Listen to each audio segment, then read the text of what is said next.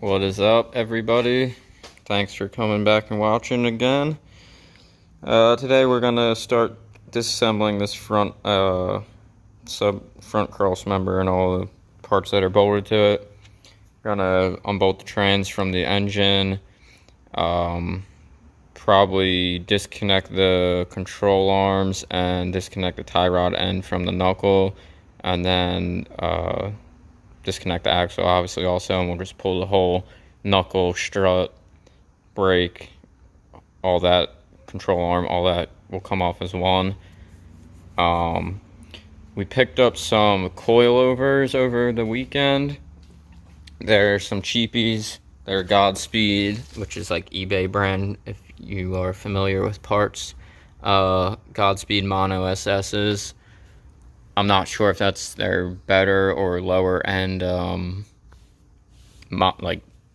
I don't know if that's the lower end of the spectrum or the better end for them, but got them for $100. The fourth one is back here. I started to put them away, but then I messed with the one. He told me that the lock rings were seized. I got this one loosened and was able to adjust it. I didn't even mess with the other three because all I had was just a big pair of channel locks and a vise. So I actually ordered a set of spanner wrenches just because I figured they'll be good to have in the future, and it was kind of a pain to do it with just the vise or the channel locks. It was kind of a pain, so I figured why fight it, just get the right tool and I'll be able to use them in the future.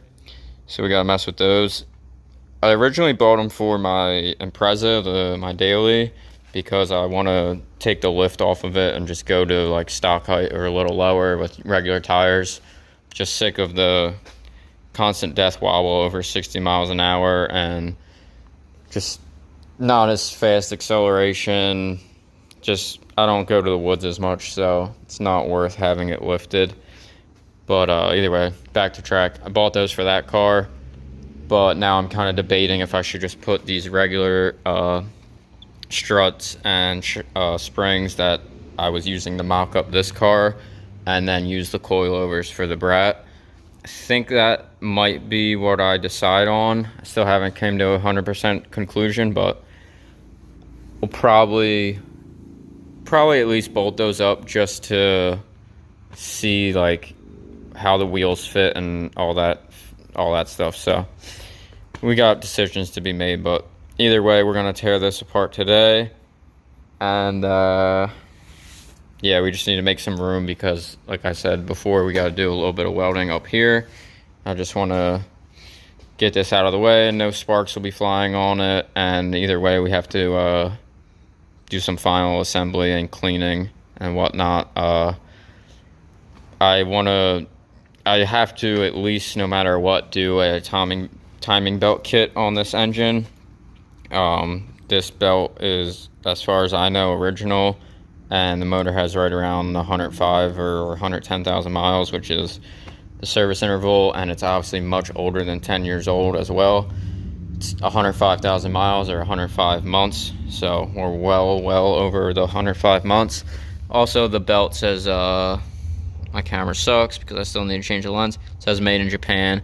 I believe it's a Subaru OEM belt, so unless somebody bought a Subaru OEM belt, which I tend to doubt because most people don't take these types of cars to the dealership, I kind of find it hard to believe that that's been replaced. And either way, 9 times out of 10, they don't replace the idlers when they do a belt at the dealership because they try to rip you off and they want your car to blow up in another 20,000 miles and then charge you to fix your valves and so on and so forth. This also says Japan, which makes me think that it was not done. So, with that being said, have to at least do a timing belt. Most likely we'll do the valve cover gaskets just because they're pretty cheap and they are way easier to do out of the car than they are in the car, especially in this situation. It's probably going to be virtually impossible to do them. So we'll at least do the valve cover gaskets and the timing belt. I probably should do the head gaskets, but to be quite honest, I really don't feel like it, and I just don't want to go deeper than I have to. So I think most likely the plan will be to just do the valve cover gaskets, any other small seals, timing belt kit, water pump, and all the oilers associated with it, and we'll put it back together, clean it up, and paint it. Probably do the valve covers in like wrinkle black like I did on my STI, and we might paint the block with some engine enamel if we can get it cleaned up well enough. We'll see what happens there. And we'll probably do the same with the trans, just clean it up and hit it with some engine enamel, and then obviously paint the cross member and I guess the control arms. That's about it. I'm not really worried about the axles or anything else because it doesn't really matter. But anyway, let's get started and start tearing this thing apart.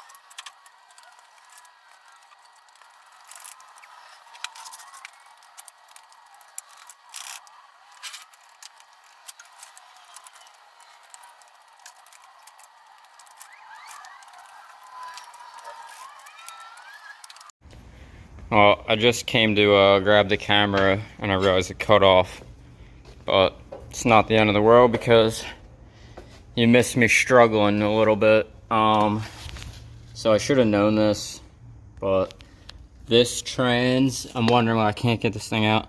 This trans is the push style clutch, not a pull style, or yeah. It's push, not a pull. So either way, that Allen key you see right there, that has to come out, and then there's a rod. Hopefully I didn't bend. There's a rod in there that actually holds the clutch fork in place, and that's what's holding me up right now. Is the clutch rod is stuck on the throwout bearing, so I can't remove the transmission. Don't ever forget that, because you could potentially really damage some stuff, which I may have already done with the pry bar because I wasn't thinking. But it's alright, we'll pull that out and hopefully everything will be okay, and hopefully this transmission will basically fall out. Had to throw you guys on the charger for a minute. This is the piece I was talking about that goes through and holds the clutch fork in place. As you can see now, the clutch fork is free. Oh, somewhat free. The Allen is a 10mm Allen, and then this rod is threaded for a 10mm bolt, so it's M6 by 1.0 thread. Take a bolt, thread it in there, and what I ended up having to do, well, I had to push the tranny as far back in as I could to get the slack off of the rod, or the clutch fork. But what I had to do is push it in, and then I took a pry bar and I pried off of the tranny casing behind this washer, and I just pried it outwards.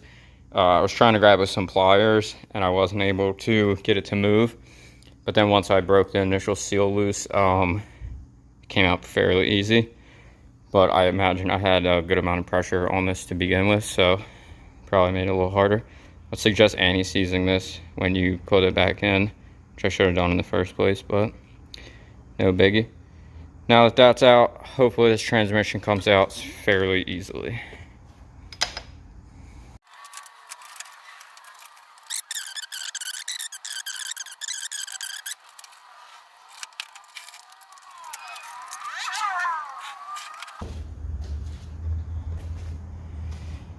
Pick this beast up, put it on here for now. I think I'm actually just gonna roll it down there and take it off by the door. I don't want the oil leaking out onto the chair. See if we can do this without any major catastrophes.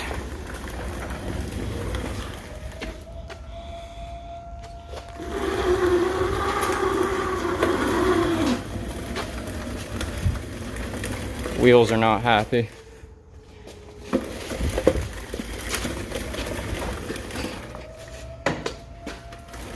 These casters definitely are not rated for transmission. What are we gonna do with this?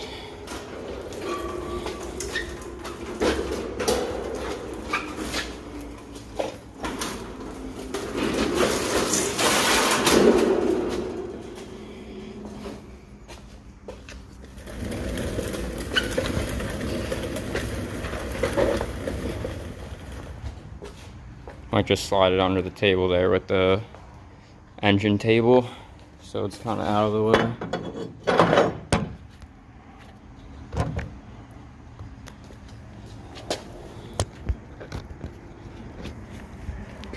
Where's a good spot?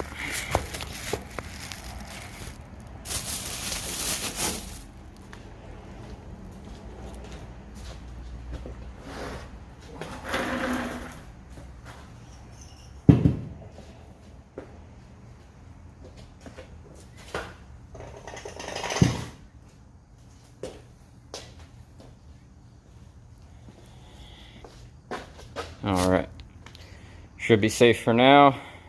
Eventually we'll, when we get to it, we'll clean it all up. And, sorry, I'm thinking. Yeah, when we get to it, we'll clean it up, hit it with the engine enamel. Should be good to go. Need to get some kind of power washer or something here so I can just hose it down. Don't have to do so much sanding, but we'll figure it out.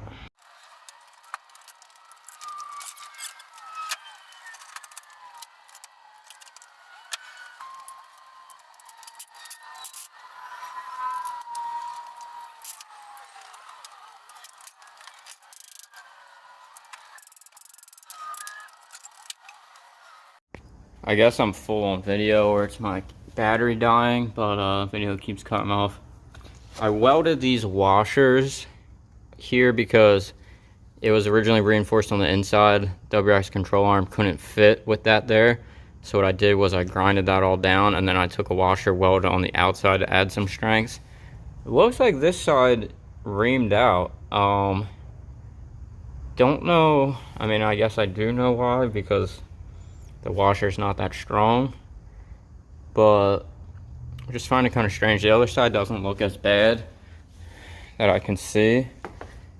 I think it did move a little bit. Yeah, maybe a little, but that's not good. We're gonna have to address that. Not exactly sure what we're gonna do there. Maybe we will just get a thick plate of like 1/4 inch steel or something, 3/16, cut a circle, drill it out, and weld that in there this time. Not exactly sure. We'll be able to figure it out though. It's not that big of a deal. But I'm happy now. All the suspension's out of the way, transmission's out of the way. All we got to do is get the engine off the crossmember and get the steering rack off the crossmember. Excuse me, I got the hiccups. But yeah, I'm way more tired than I should be, and I'm pretty hungry and I'm sweating. So I think that's gonna be it. Maybe we'll try and reposition this dolly under there and have this able to move around a little bit more. Don't know, this dolly the wheels don't even spin on it, so it's going to be kind of hard to maneuver around considering. So I think what we're going to have to do is try to get the engine hoist over here probably tomorrow, and probably should fit. I just got to move the welding cart, move this chair, probably push that under the car. Should be able to get it in here and get it set up. So we will pick up where we left off tomorrow, which will be 5 seconds for you. And yeah. Alrighty, just like that, we're back and we're set up, about to lift this behemoth up.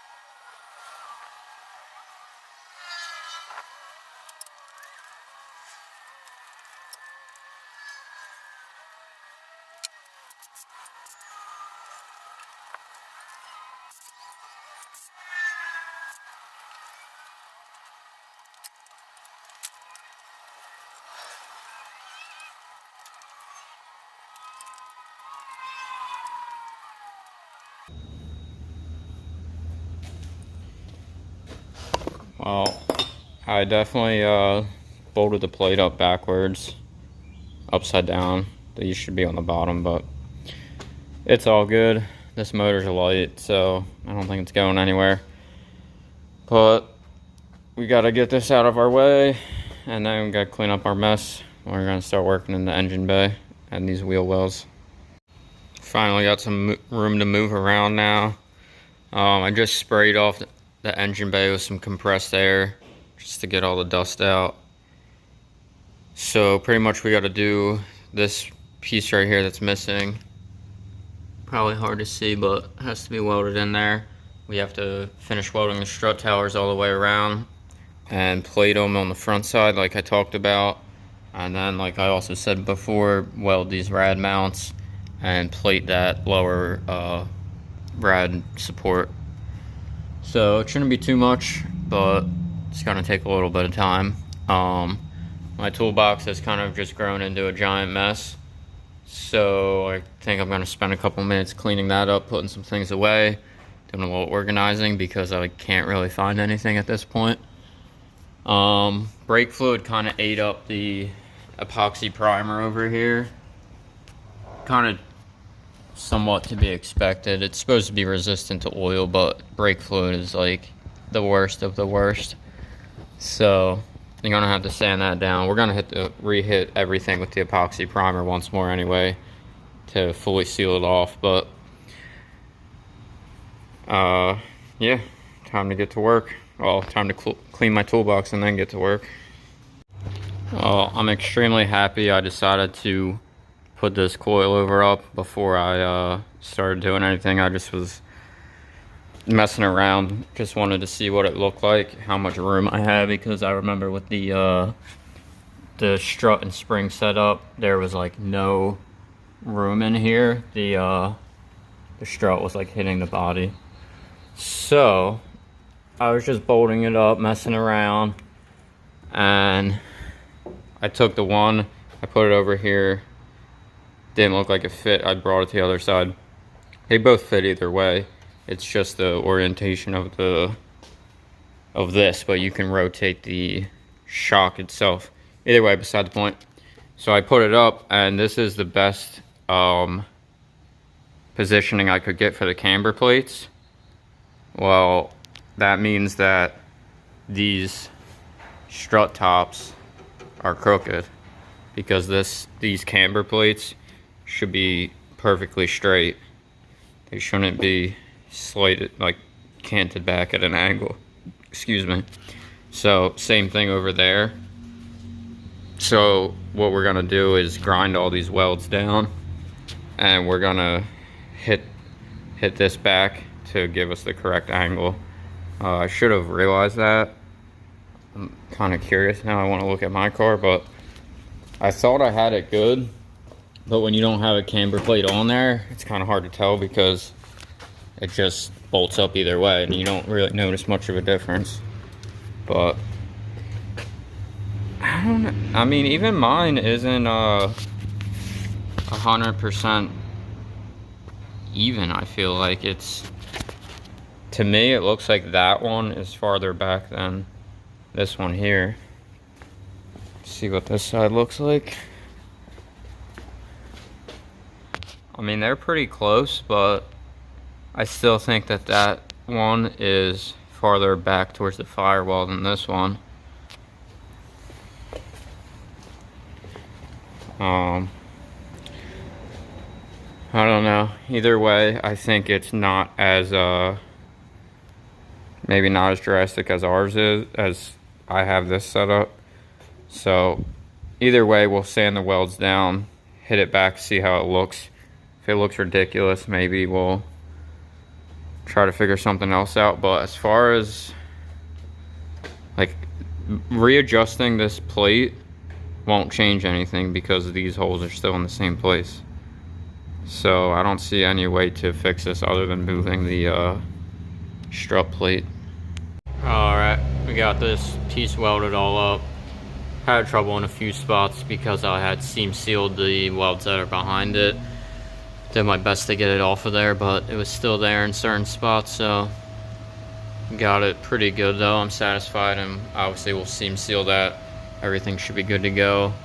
We'll attempt to seam seal the backside as best as we can. I think we can get in there through the, yeah, we can get in there through the back and get a good portion of it. So hopefully we won't have any issues arise there in the future. And then down here, I made one piece, curved it, hit it with the weld through primer on the back.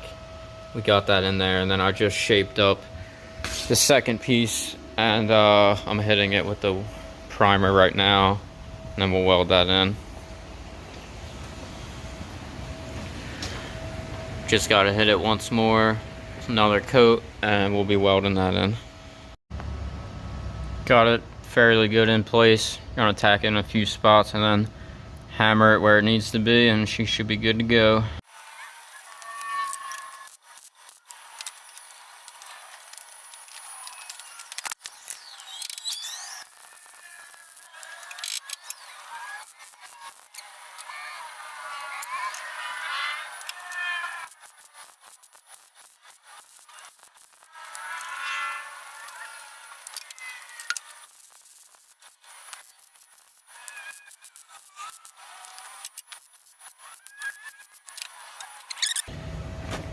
We're all done here. Probably grind these fat ones here. The primer was giving me a little problem. We'll grind up the dirty ones, hit them again if they need to be, but I'm happy with how that came out. Looks pretty good. So I did cut the welds on this strut plate earlier when I was messing around. So it's kind of deceiving because everything's on different angles, but I think I have the plate a lot straighter. It's probably not 100%, but it's definitely way better. I've been trying to think of some kind of way to check if it's level. Maybe grab the level. It's like I can't really put the level. I guess I gotta put it on here, rest it on here, and mess with it. But I think we're done for today. I need to go get some food in my stomach, and I want to change out the wire now that we're done all the thin metal. This stuff's pretty thick, and I want to get nice fat weld on there. And same thing with the rad mounts. I mean, it really doesn't matter, but I got a pretty big gap to fill here, so I'd like to use the thicker wire. And as you can kind of see, that thin stuff just doesn't weld the same. Like, even where I had it going good here and here, it was still just giving me problems. You have to really go slow to keep it going. But that's gonna be it for today. Hope you guys enjoy the video, and I hope to see you back on the next one. One last clip before we end this. Don't always doubt yourself, and if you do, second guess and double check. I had the wrong side strut on the wrong, I had them mix matched. So once I switched them, now we're pretty straight. A lot straighter than we had started with. So we basically don't have to move this plate at all. It was pretty much perfect where it was. So doesn't really matter. We cleaned it all up anyway. Probably helped for these welds back here, but it's kind of a relief because now everything fits a lot better. Don't have to bend as much. And yeah, I'm glad I realized, because if not, then when I put the coilovers on, I would have realized that I had welded the strut tops on crooked. So I'm glad I caught that. Alright, that's it.